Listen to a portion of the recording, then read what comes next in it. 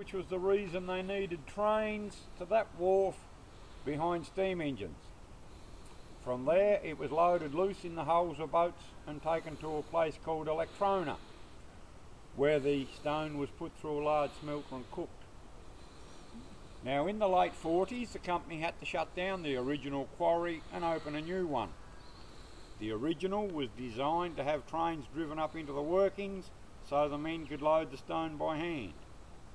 When they opened the new quarry, between it and the railway line was a steep hill. They couldn't get trains up. So they started loading the stone into bins and using truck-mounted cranes to cart the bins from the quarry to the train, bring it down to the wharf over there and tip it out of the bins into the boats. Till a clever man in an office somewhere suggested if they had to load it in bins to get it to the boats, why not leave it in the bins on the boats? Make the unloading at Electrona easier and use less men. She was the only girl in a family of 12. She was a sister to these boys. The local people knew her simply as Elsie. Now Jack and Elsie buried 4 stillborn infants up that side the path. They buried 2 more stillborns near their home 3 kilometres further down the line, and 2 more on a little island at the end of the line the local people called Dead Island. As well as the 8 stillborns, Elsie gave birth to and they raised 13 living children. No television or electric blankets. Child number 18 was the last one born down the line before they lost their home to a bushfire, and when they rebuilt they did so up the Loon River over there. Child number 18 was male. They named him Luxembourg, Lennon, Liebknecht, Bob, Jaeger.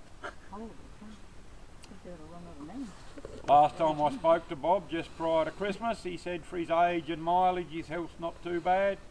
He believes his health has improved a little since the doctors fitted him with what he calls his battery charger. He was given a pacemaker on his 82nd birthday, which was the 25th of November last.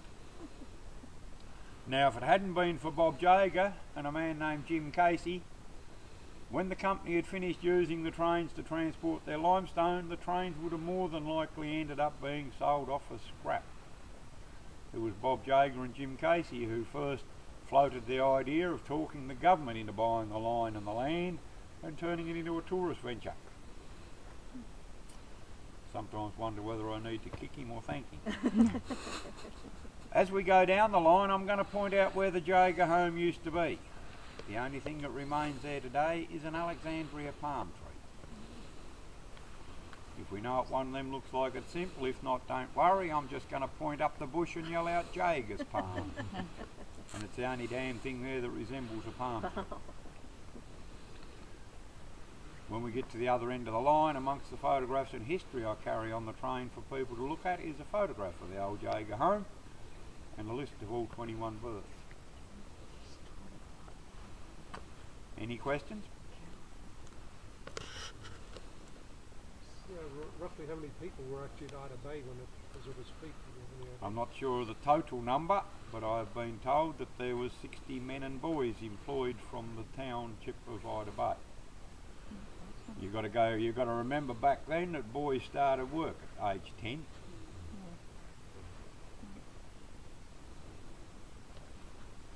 Most of this information I gleaned from my grandfather, the man who actually raised me.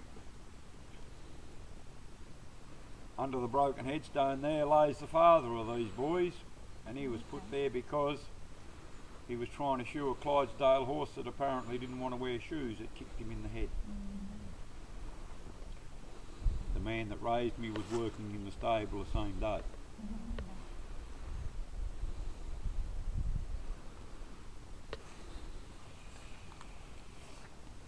Just after that, the